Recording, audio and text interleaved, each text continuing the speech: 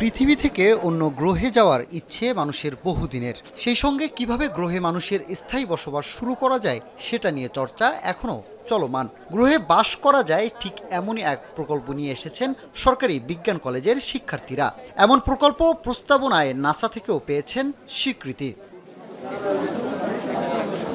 আধুনিক বিশ্বে প্রয়োজন এমন কয়েকশো প্রকল্প নিয়ে বিজ্ঞান মেলায় হাজির শিক্ষার্থীরা। প্রদর্শন করেন রোবট, রকেট, ড্রোন সহ পরিবেশ বান্ধব নানা প্রকল্প। অংশগ্রহণকারীরা ব্যাখ্যা করেন জীবনমান উন্নয়নে কিভাবে এর বাস্তবায়ন সম্ভব। আমাদের অক্সিজেন তৈরি করার ক্ষেত্রে আমরা পানি এবং কার্বন ডাইঅক্সাইড ইলেকট্রোলাইসিস প্রক্রিয়ার মাধ্যমে অক্সিজেন তৈরি করতে পারি। তাছাড়া আমাদের খাদ্যের জন্য আমাদের রয়েছে একটি হাইড্রোফোনিক টেকনিক, যে হাইড্রোফোনিক টেকনিকের মাধ্যমে আমরা বাটি ছাড়া শুধুমাত্র পানির মাধ্যমে গাছ উৎপন্ন করতে পারি। এখানে ফলনও 2 থেকে 3 গুণ বৃদ্ধি পায়। নাসা থেকেও কিছুদিন আগে একটা আর্টিকেল পাবলিশ করা হয়েছিল 3D প্রিন্টিং অন মার্স। তো সেখান থেকেও আমরা কিছুটা ধারণা নেই, তারপর আমরা 3D মডেলটা নিজেরা ডিজাইন করেছি এবং সক্ষম হয়েছি ডিজাইন করতে।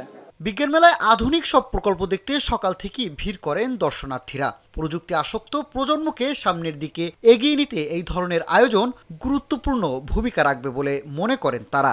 একই সাথে এখান থেকে দেখে অনেকেই বিজ্ঞান চর্চায় মনোযোগী হওয়ার ব্যাপারেও আশাবাদ ব্যক্ত করেন। পাবজি, বিভিন্ন ফ্রি ফায়ার, বিভিন্ন ধরনের গেমে আসক্ত হয়ে যেতেছে।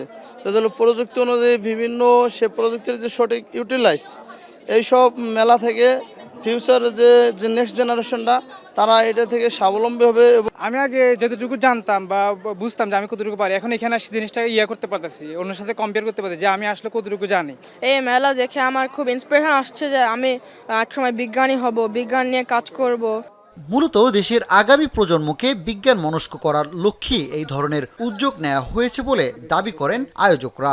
সেই সঙ্গে এই মেলা আগামীতে দেশব্যাপী ছড়িয়ে দেওয়া হবে বলেও জানান বক্তারা। শুধু তাই না, বিজ্ঞান খাতে দেশকে এগিয়ে নিতে সাহায্য করবে এই ধরনের আয়োজন। বিজ্ঞান আল্লাহ তাআলার পক্ষ থেকে দেয়া আপনার জন্য সম্পদ, আপনি আমরা সেই সম্পদকে কাজে লাগাতে চাই। ইনোভেশনের মধ্য দিয়ে দুনিয়াকে পাল্টায় দিতে পারে, এই স্বপ্নটা আমাদেরকে সবাই মিলে দেখাইতে হবে, যাতে করে ব্রিলিয়ান্ট সায়েন্টিফিক মাইন্ড তৈরি হয়। আমাদের এই প্রজন্ম এমনভাবে গড়ে উঠুক, বিজ্ঞান মনস্ক হবে এবং তারা ইসলামকে, ধর্মকে করার মধ্য দিয়ে তারা সামনের দিকে এগিয়ে যাবে। বিভিন্ন প্রকল্পের পাশাপাশি আয়োজন করা হয় রুবিক্স কিউব সহ কুইজ প্রতিযোগিতা। এছাড়াও মুসলিম বিজ্ঞানীদের পৃথিবীতে অবদান নিয়েও ছিল প্রদর্শনী। আমার সাথে এই মুহূর্তে যে দুজন ক্ষুদে শিক্ষার্থী রয়েছে, দুইজনই ক্লাস 5-এ পড়ে, একজন সারিম আর একজন জাইফ। তা এই বয়সী তারা এক ধরনের যানবাহন তৈরি করেছে যেটা লাইন লেন্থ মেনে চলতে সক্ষম হবে।